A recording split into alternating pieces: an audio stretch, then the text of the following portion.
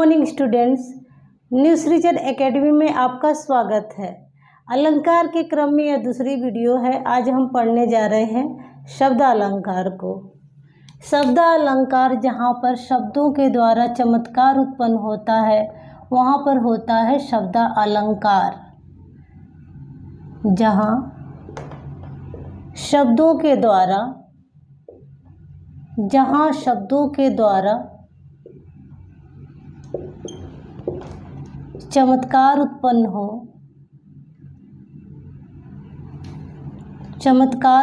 हो वहाँ शब्द अलंकार होता है।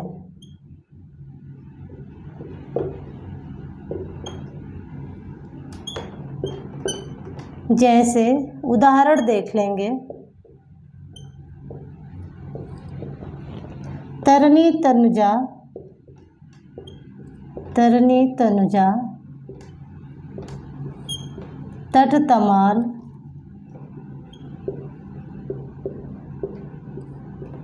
तरुअर बहुछाए।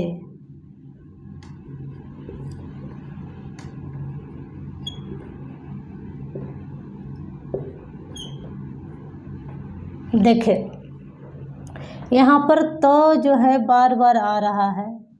तरनी में, तनुजा में, तट में, तमाल में। तो यहाँ पर देखें वर्णों की बार बार आवृत्ति से यहाँ पर देखा जाए तो शब्द अलंकार आपका निकल कर के आता है। एक और उदाहरण लेंगे। चारु चंद्र की चंचल किरणें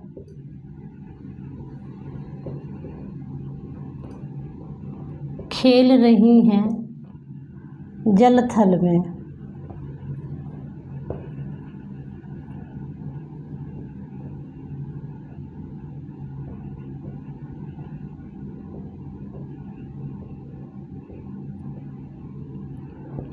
यहाँ देखिए जो बार बार आया है इसलिए यहाँ देखें लास्ट में ल बार बार आया है। यानी कि ये जो आवृत्ति है आगे के वर्णों की तो हो ही रही है, पीछे के वर्णों की भी हो रही है। तो यहाँ पर जो है शब्दों के द्वारा चमत्कार उत्पन्न हो रहा है और यहाँ होता है आपका शब्द अलंकार। अगर इस शब्द अलंकार के भेदों की बात की जाए तो शब्द अलंकार के भेद देखते हैं। शब्द अलंकार के वैसे तो बहुत सारे भेद हैं, लेकिन यहाँ पे मैं 6 भेदों के बारे में पढ़ा रही हूँ। पहला है अनुप्रास, दूसरा है यमक, तीसरा है श्लेष, चौथा है पुनरुक्ति, पांचवा है आपका वक्रोक्ति और आपका छठा है विप्सा। अलंकार के भेदों को देखते हैं। शब्द अलंकार के भेदों को अनुप्रास, यमक, श्लेष, पुनरुक्ति, वक्रोक्ति, विप्सा। शब्द अलंकार के भेद देखते हैं हम। अनुप्रास, यमक, श्लेष, पुनरुक्ति, वक्रोक्ति, विप्सा। अनुप्रास में जो है वर्णों की आवृत्ति होती है। अनुप्रास अगर अलंकार को हम पहचानते हैं तो इसमें वर्णों की आवृत्ति होती है। यमक अलंकार में शब्दों की आवृत्ति होती है, लेकिन जो शब्द हैं जितनी बार वो आते हैं उनके अर्थ जो है वो अलग होते हैं। जो श्लेष अलंकार है इसमें एक ही शब्द में अनेक अर्थ जो है चिपके होते हैं। यानी कि एक शब्द होगा और अर्थ अनेक होंगे। पुनरुक्ति को पहचानेंगे। पुनरुक्ति की पहचान है कि एक ही शब्द को 2 बार दोहराया जाता है। एक ही शब्द को 2 बार दोहराया जाता है। वक्रोक्ति की बात करें तो जो 5वां है आपका वक्रोक्ति, 5वां जो अलंकार है वक्रोक्ति, इसमें जो है शब्दों का श्रोता द्वारा अलग अर्थ समझना। यानी कि जो वक्ता है वो कुछ और बात कहता है, लेकिन जो श्रोता है उसका कुछ अलग ही अर्थ समझ लेता है। छठा देखा जाए विप्सा। विप्सा में भावों को प्रकट करने वाले संबोधन वाले शब्दों को दोहराया जाता है। जैसे इसमें मन के भाव होते हैं, जो घृणा के, आश्चर्य के, प्रेम के, घबराहट के, डर के, तो इन सारे भावों को प्रकट करने के लिए जो संबोधन वाले जो शब्द होते हैं उनको दोहराया जाता है। जैसे मधुर मधुर मेरे दीपक जल, मधुर मधुर मेरे दीपक से जल। एक एक शब्द अलंकार के भेदों को देखते हैं। तो पहले हम हेडिंग डाल लेंगे अनुप्रास अलंकार। अनुप्रास अलंकार अर्थात जहाँ काव्य में वर्णों की आवृत्ति होती है, जहाँ काव्य में वर्णों की आवृत्ति होती है वहाँ पर अनुप्रास अलंकार होता है। काव्य में जहाँ वर्णों की आवृत्ति होती है या काव्य में वर्णों की आवृत्ति के द्वारा चमत्कार उत्पन्न होता है वहाँ अनुप्रास अलंकार होता है। जैसे चार चंद्र की चंचल किरणें खेल रही हैं जल थल में, चार चंद्र की चंचल किरणें खेल रही हैं जल थल में। यहाँ देखें च जो है वर्ण बार बार आया है, यहाँ पर ल जो है अंत में बार बार आया है, तो इसलिए यहाँ पर जो है वर्णों की आवृत्ति के द्वारा काव्य में चमत्कार उत्पन्न हो रहा है। मुदित महीपति मंदिर आए, मुदित महीपति मंदिर आए, यहाँ देखे जो है म 3 बार आया है, तो यहाँ भी वर्णों के द्वारा काव्य में चमत्कार उत्पन्न हो रहा है। इसलिए जो है ये अनुप्रास अलंकार के अंतर्गत आता है। अनुप्रास अलंकार के भेदों की बात करें तो अनुप्रास अलंकार के 5 भेद हैं। छेकानुप्रास, वृत्त्यानुप्रास, लाटानुप्रास, श्रुत्यानुप्रास और 5वां है अंत्यानुप्रास। छेकानुप्रास, वृत्त्यानुप्रास, लाटानुप्रास, श्रुत्यानुप्रास, अंत्यानुप्रास। जो छेकानुप्रास है इसमें जो है किसी वर्ण की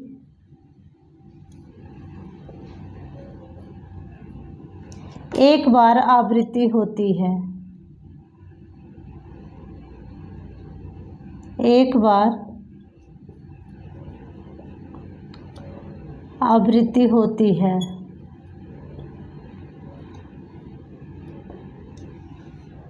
वृत्त्यानुप्रास में किसी वर्ण या शब्द की बार बार आवृत्ति होती है।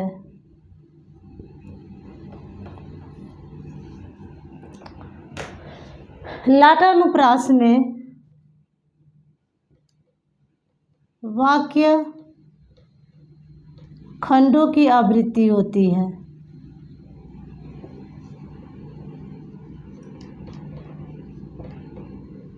किंतु अर्थ अलग,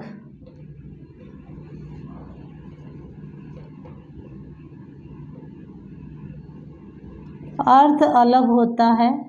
लाटानुप्रास में वाक्य खंड की आवृत्ति होगी, लेकिन जो दूसरा वाक्य आएगा उस वाक्य में जो है अर्थ अलग हो जाएगा। श्रुत्यानुप्रास मतलब जो सुन करके कानों को अच्छा लगे, श्रुत्यानुप्रास जो सुन करके कानों को अच्छा लगे, अर्थात एक ही वर्ग के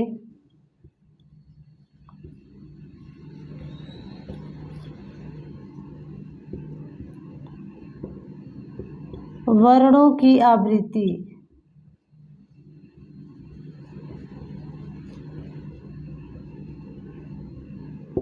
एक ही वर्ग के वर्णों की आवृत्ति। अंत्यानुप्रास में वाक्य काव्य के अंत में तुकांत वाले वर्ण आते हैं।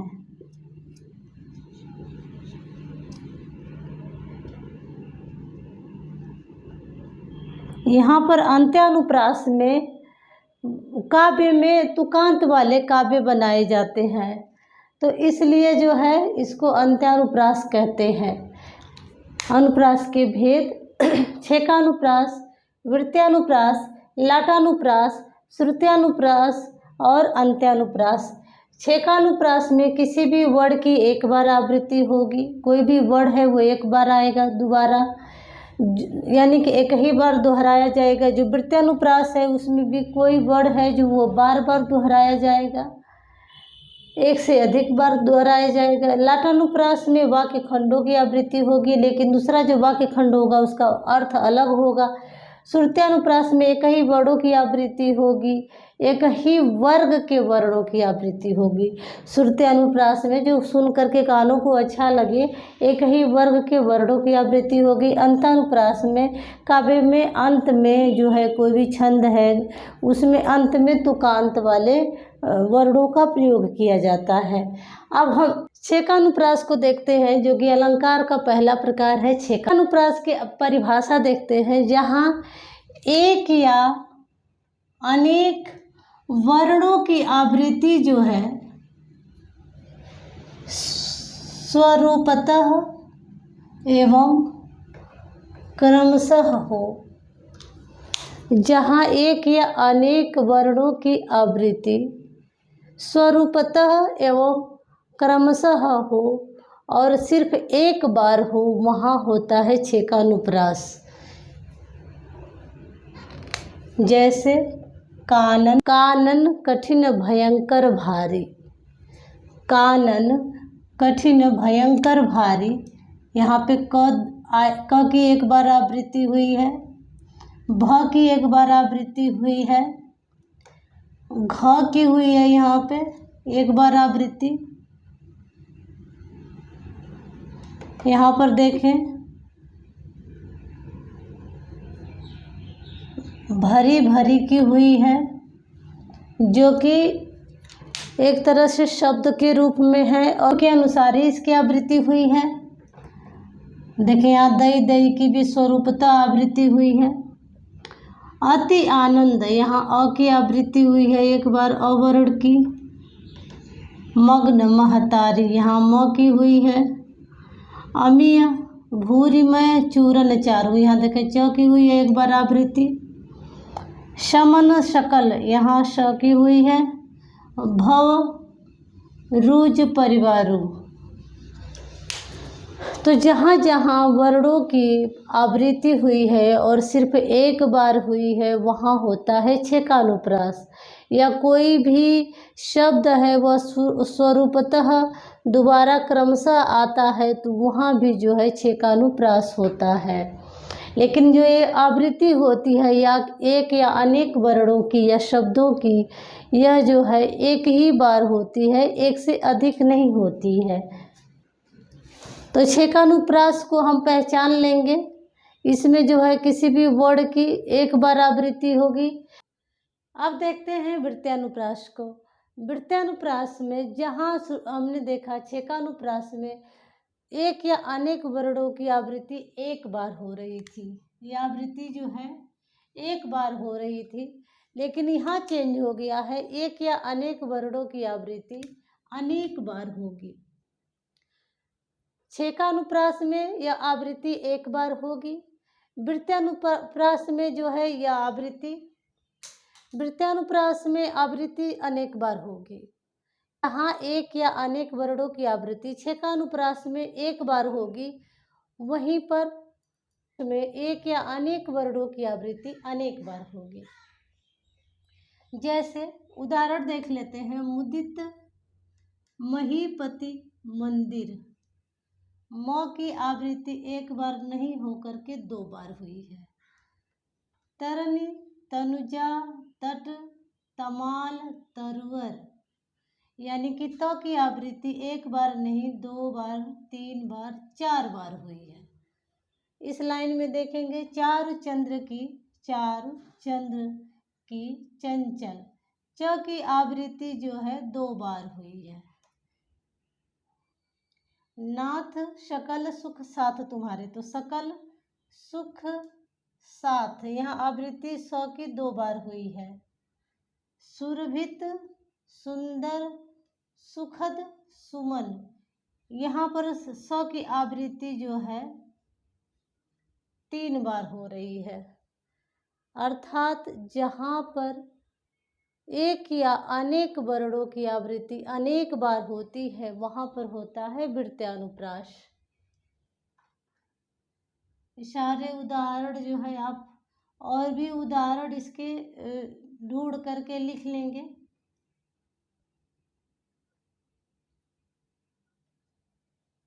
इसके और भी उदाहरण आप लिख लेंगे और उन पे प्रैक्टिस कर लेंगे। मुदित महीपति मंदिर आए, तरनी तनुजा तटतमाल तरवर बहु छाए। चारु चंद्र की चंचल किरणें खेल रही हैं जलथल में, नात सकल सुख साथ तुम्हारे, सुरभित सुंदर सुखद सुमन तुझ पर खिलते हैं। तो ये रहा वृत्त्यानुप्रास। अब हम देखते हैं लाटानुप्रास। अगली हेडिंग है लाटानुप्रास।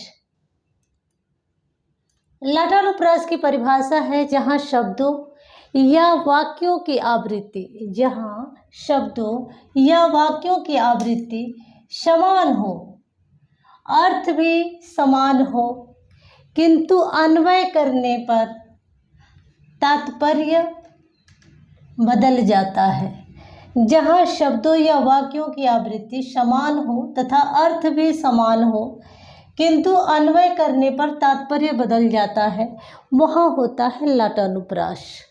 देखिए, ये जो वाक्य है ये समान है। राम हृदय जाके नहीं, विपत्ति सुमंगल ताहि। फिर वही सेम दोबारा रिपीट हुआ है, राम हृदय जाके नहीं, विपत्ति सुमंगल ताहि। अन्वय बस यही किया गया है कि यहाँ पे जो है कॉमा की जगह चेंज कर दी गई है। यहाँ पे कॉमा लगा है, जाके नहीं यानी कि नहीं के बाद लगा है। दूसरी वाली पंक्ति में नहीं से पहले ही कॉमा लग गया है। फिर कॉमा की प्लेस चेंज हो जाने से इस दोनों पंक्तियों का तात्पर्य बदल जा रहा है। राम हृदय जाके नहीं, जिसके हृदय में राम नहीं है उसी को विपत्ति या सुख यानी सुख या दुख का आभास उसी को होता है। राम हृदय जाके, जिसके हृदय में राम बसते हैं उसे इस सुख और दुख से वो मुक्त हो जाता है। या जिस इंसान के हृदय में राम बस नहीं है उसे ही सुख दुख का आभास होता है। जिसके हृदय में राम बस गए हैं उसे इस सुख दुख का आभास नहीं होता है। पराधीन जो जन नहीं, जो जन देखें कॉमा से ही चेंज होगा। पराधीन जो जन नहीं स्वर्गता हेतु, जो मनुष्य पराधीन है यानी कि दूसरे के अधीन है, स्वर्ग जो है उसके लिए नहीं है। पराधीन जो जन नहीं, यहाँ देखें कॉमा नहीं के बाद लगा है, यानी कि जो मनुष्य पराधीन नहीं है स्वर्ग उसी के लिए, उसी के पास स्वर्ग है। यानी कि जो इंसान मुक्त है वह स्वर्ग में है और जो मुक्त नहीं है वह स्वर्ग नहीं नरक है उसके लिए। यानी कि इस पृथ्वी पर सबसे अच्छा है कि आप किसी के अधीन न हो, किसी के गुलाम न हो। तो यहाँ देखिए बस अन्वय करने पर ही यानी कि कॉमा की प्लेस चेंज करते ही इन पंक्तियों का अर्थ बिल्कुल यानी तात्पर्य है वो बदल जा रहा है। चौथा भेद है श्रुत्यानुप्रास। जो है अनुप्रास का चौथा भेद है। इसकी परिभाषा देखें, जब किसी पद में एक ही उच्चारण स्थान के वर्णों की बार बार आवृत्ति होती है तथा कानों को सुनने में अच्छा लगता है, वहाँ पर श्रुत्यानुप्रास होता है। यानी कि जो पद या वाक्य या काव्य सुनने में अच्छे लगते हैं और उनका उच्चारण स्थान एक ही होता है, वहाँ पर जो है आपका श्रुत्यानुप्रास होता है। उच्चारण स्थान का देखेंगे जैसे क ख ग घ, ये प्रथम वर्ग हुआ जो कि कंठ से बोला जाता है। इसमें ह भी आ जाता है, इसमें अ भी आ जाता है। उसी तरह से च, छ, ज, झ, य, य, श, यह जो है तालु से बोला जाता है। ये तालु से, यह कंठ से। यानी कि अगर कोई भी देखे इसमें जो है त, द न मिलेगा, त, थ, द, न, यह जो है और श होगा। देखें इसमें जो है त, थ, द, ध, न, श, यह जो है दंत से बोले जाने वाले वर्ड है। ये दंत से बोले जाने वाले वर्ड हैं। जितने भी उच्चारण स्थान हैं, यानी कि हिंदी जानने के लिए आपका वर्णमाला का ज्ञान होना बहुत ही ज़रूरी है।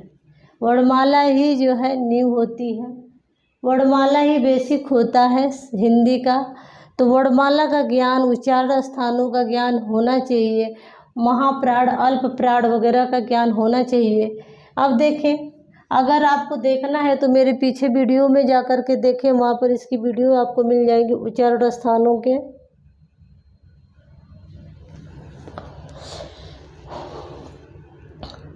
ये उच्चारण स्थानों के वीडियोज आप जो प्लेलिस्ट में जाएंगे तो वहाँ आपको मिल जाएगा, वहाँ जा कर के देख सकते हैं। यानी कि कानों को सुन कर के जो अच्छा लग रहा है वहाँ श्रुति अनुप्रास है। एक ही उच्चारण स्थान के वर्णों की बार बार आवृत्ति हुई है, वहाँ पर आपका श्रुति अनुप्रास है। जैसे तुलसीदास सीदत निस्दिन, त, श, द, न, ये सारे जो है दंत से बोलने, दंत से उच्चारित जो है वर्ड है। यहाँ देखिए इसमें भी दंत से उच्चारित वर्ड इसमें बार बार आए हैं। त, थ, द, न, ये सब जो है दंत से बोले जाने वाले वर्ड है। तो इस तरह से उदाहरण अगर आता है जहाँ पे उच्चारण स्थान, एक ही उच्चारण स्थान का प्रयोग हुआ हो और जो कानों में सुन करके अच्छा लगे, वहाँ पर होता है श्रुत्यानुप्रास। प्रास को,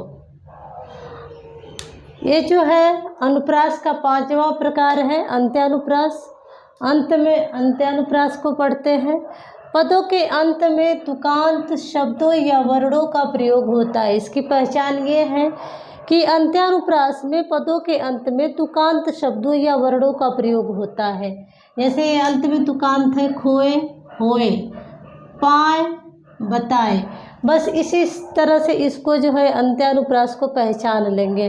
पहला उदाहरण इसमें देखेंगे है, ऐसी बाड़ी बोलिए मन का आपा खोए, औरन को शीतल करे खुद भी शीतल होए। ऐसी बाड़ी बोलिए जिसे मन का आपा खोए, यानी कि मन को सुंदर लगे और उस बाड़ी को सुन करके दूसरे भी शीतल हो जाए और खुद भी शीतल हो जाओ। गुरु गोविंद दो खड़े काके लागू पाए। इसमें इन पंक्तियों में कहा जा रहा है कि गुरु है और गोविंद है, मतलब भगवान है, दोनों लोग खड़े हैं। मैं जो है असमंजस में हूँ कि किसके पैर लगूं, यानी कि काके लागू पाए। बलिहारी गुरु आपने, अंत में जो है बलिहारी गुरु आपने, कवि कहता है कि हे गुरु मैं आपके बलि जाऊं, क्योंकि आपने ही गोविंद को बताया है। यानी कि गोविंद को, भगवान को गुरु ने ही बताया है, इसलिए कभी जो है गुरु के बलिहारी जाता है। यानी कि वह सबसे पहले पाँव किसका पड़ता है, अपने गुरु का। तो ये तो खैर इसका अर्थ हुआ, अर्थ का यहाँ पे कोई मतलब नहीं है। आप यहाँ लास्ट में देखेंगे, ये देखिए खोए, होए, पाए, बताएं। ये जो है अंत में जो है तुकांत जो शब्द आएंगे वे पहचान कराएंगे अंत्यानुप्रास का। तो अनुप्रास खत्म हुआ। नेक्स्ट वीडियो में हम देखेंगे यमक को, श्लेष को। आज के लिए बस इतना ही। उम्मीद है कि आपको ये अनुप्रास समझ में आया होगा। नेक्स्ट वीडियो में आएंगे हम लेकर के यमक और श्लेष को। जाने से पहले चैनल को सब्सक्राइब कर लें ताकि वीडियो तुरंत आपको प्राप्त हो। शेयर कर दें, लाइक कर दें। Thank you students.